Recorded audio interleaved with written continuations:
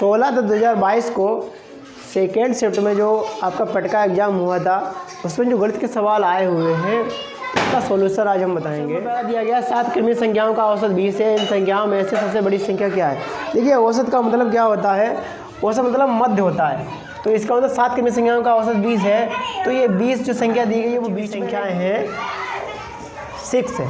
एक हो गई है और 6 बची हैं वो रहेंगी और 3 इसके पीछे रहेंगी।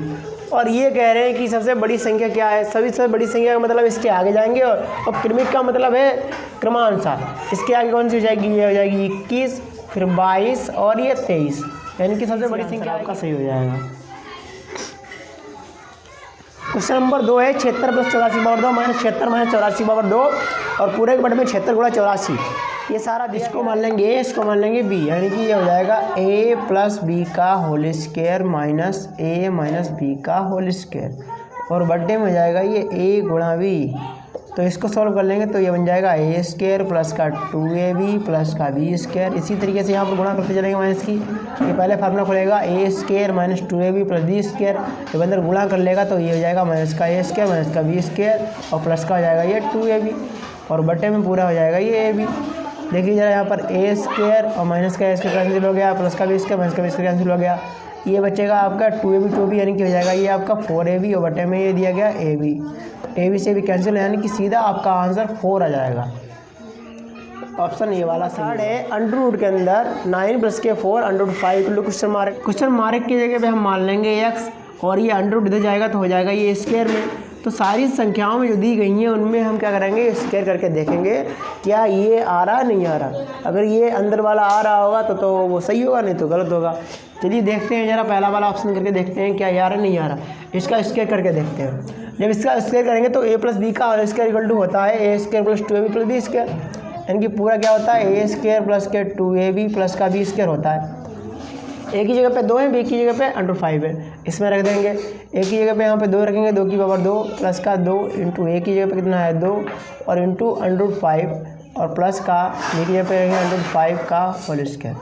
इसको सॉल्व करेंगे 2 दूनी आ जाएगा ये 4 और प्लस के ये आ जाएगा 2 दूनी 4 √5 और प्लस के इसको सॉल्व करेंगे तो कितना √5 की स्क्वायर है तो केवल बचेगा 5, यानी कि 4 5 कितना आ जाएगा 9 और प्लस के 4 √5। देखिए ये आ रहा है बिल्कुल, क्योंकि हमने x² माना था। अगर इसी को चाहें रूट में आ जाएगा इधर या तो इसके ऊपर रूट चढ़ जाएगा, यानी कि आपका पहला ही ऑप्शन ये सही हो जाएगा। दिया गया है 6.25 माइनस का 2.23 गुणा 3.35 माइनस का 2.23 प्लस 0.0016 माइनस के 2.987 इक्वल टू निकालना में क्या आएगा।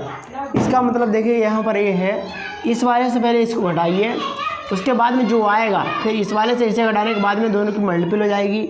मल्टीपल होने के बाद में फिर प्लस लगा हुआ है, इतना करने के बाद में फिर इस वाले से माइनस वाला बड़ा है, इस वाले से इसे घटाएंगे तो माइनस की संख्या बचेगी।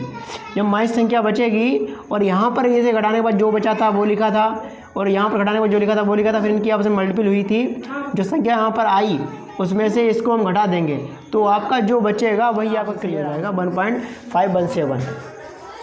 क्वेश्चन नंबर 5 है किसान विकास पत्र में मनोज की बचत का 1/3 हिस्सा पब्लिक प्रोविडेंट फंड में उसकी बचत के आधे के बराबर है, या जिसके पास कुल बचत के रूप में 1,50,000 रुपये हैं तो उसने पब्लिक प्रोविडेंट फंड में कितने की बचत की। इसको शॉर्ट मान लेंगे पब्लिक प्रोविडेंट फंड को, पब्लिक प्रोविडेंट फंड यानी कि PPF में उसने बचत की जो है उसको मान लिया हमने 100 रुपये में बचत की। अब उसकी टोटल बचत थी कितनी 1,50,000 थी। किसान विकास पत्र में KVP में जो है ये 1,50,000 में से क्या घट जाएगा, ये x घट जाएगा, यानी कि ये जो था पब्लिक प्रोविडेंट फंड ये x घट जाएगा इसमें से, क्योंकि टोटल थी ये, तो इससे घटा देंगे, इसको इतना रख देंगे, ये रुपये हो जाएगा आपका किसान विकास पत्र में बचत हो गई है। अब ये जो कह रहा है अकॉर्डिंग टू द क्वेश्चन प्रश्नानुसार ये क्या कह रहा है कि जो किसान विकास पत्र में मनोज की बचत का 1/3 हिस्सा, यानी कि इसका 1/3 इसका 1/3 हिस्सा क्या 3 और ये 1,50,000 माइनस x इक्वल टू में किसके बराबर है, ये पब्लिक प्रोविडेंट फंड में उसकी बचत के आधे के बराबर है। आधे के बराबर है इसका मतलब क्या हो जाएगा, ये 1/2 इसका आधा हो जाएगा, PPF का आधा हो गया। इसको सॉल्व कर लेंगे आपका आंसर हो जाएगा।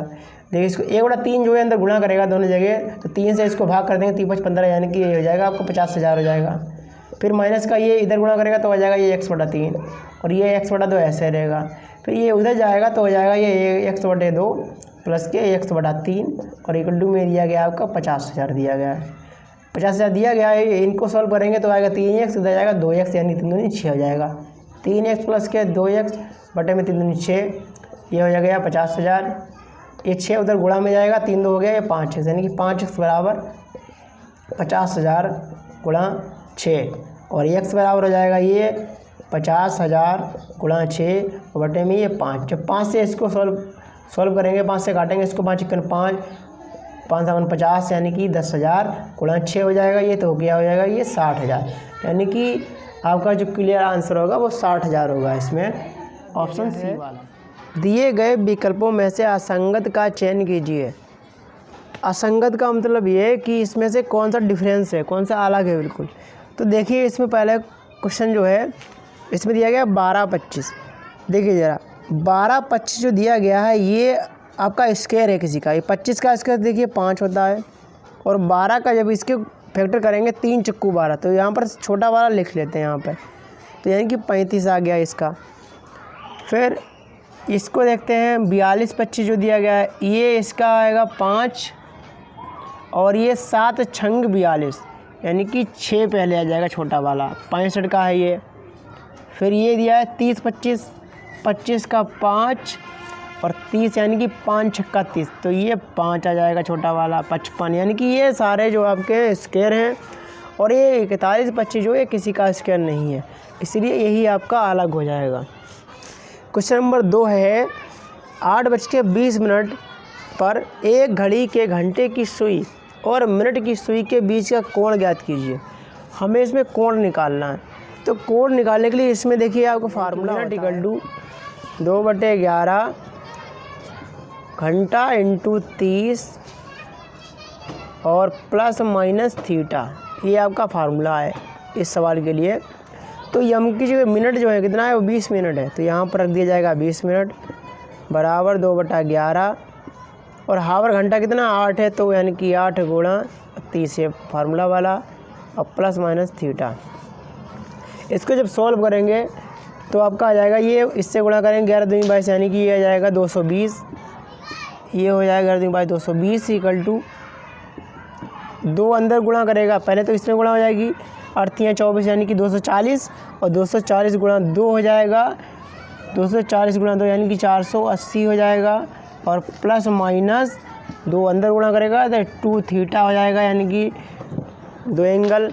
फिर ये इधर आएगा 220 माइनस का 480 बराबर ये प्लस माइनस 2 थीटा, इससे इसे घटाएंगे तो आपका बचेगा ये 260 बचेगा माइनस का, इक्वल टू में यहाँ पर माइनस का बचा है तो इसलिए यहाँ पर माइनस चिन्ह ले लेंगे, माइनस का 2 थीटा, माइनस माइनस कैंसिल हो जाएगा और थीटा बराबर ये 2 जो है अपान में आ जाएंगे, यानी कि थीटा बराबर 260/2, 2 से काटेंगे तो ये आपका आ जाएगा 130 अंश, यानी कि इसमें 130 अंश पहला वाला ऑप्शन सही था। नंबर 3 दिया है फाल्गुनी की ओर इशारा करते हुए हार्दिक ने कहा, इनके इकलौते भाई का पुत्र मेरी पत्नी का भाई है।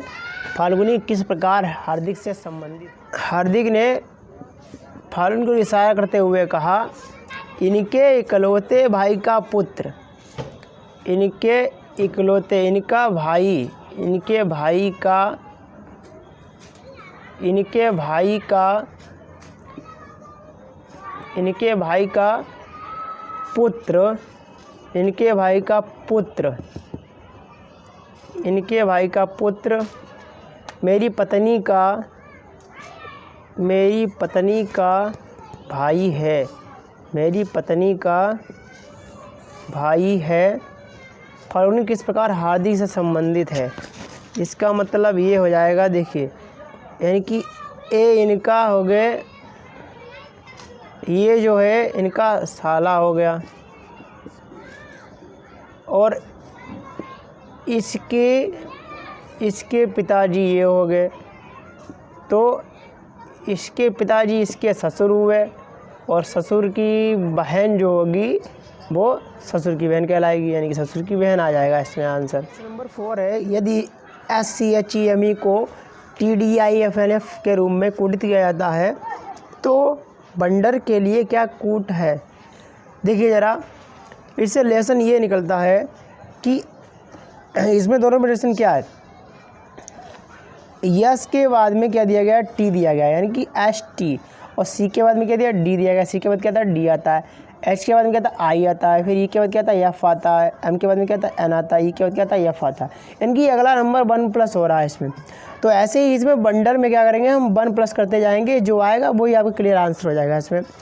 जैसे डब्ल्यू के बाद में क्या आता है, एक्स आता है, ओ के बाद में क्या ना पी आता है, फिर एन के बाद में क्या आता है, ओ आता है, और डी के बाद में क्या आता है, ई आता है, ई के बाद क्या आता है, एफ आता है, आर के बाद क्या आता है, यस आता है, यानी कि X P O E F S जो आपका दिया गया है ऑप्शन में वही सही होगा, यानी कि X P O E F S, X P O E F S आपका डी वाला ऑप्शन सही होगा। क्वेश्चन नंबर 5 दिया गया है, निम्नलिखित प्रश्न में 2 कथन दिए गए हैं और उसके 4 निष्कर्ष हैं। पहला, दूसरा, तीसरा एवं चौथा दिए गए हैं। उस निष्कर्ष का चयन कीजिए जो तार्किक रूप से दिए गए कथनों का अनुकरण करता है। कथन दिया गया है, कोई दरवाज़ा कुत्ता नहीं है और सभी कुत्ते बिल्लियां हैं, यानी कोई दरवाज़ा कुत्ता नहीं है और सभी कुत्ते जो हैं बिल्लियां हैं। पहला दिया गया, कोई दरवाज़ा बिल्ली नहीं है। दूसरा है, कोई बिल्ली दरवाज़ा नहीं है, यानी कोई दरवाज़ा बिल्ली नहीं है, कोई बिल्ली दरवाज़ा नहीं है,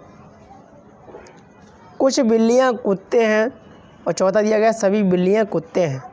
तो इसमें जो है आपका थर्ड वाला ऑप्शन सही हो जाएगा, इसमें कुछ बिल्लियां कुत्ते हैं, यानी कि इसमें जो ऑप्शन जो 4 वाला दिया गया है, देखो ये कि इसमें लिखा केवल थर्ड, बी वाला ऑप्शन है, केवल थर्ड वाला ऑप्शन आपका सही होगा।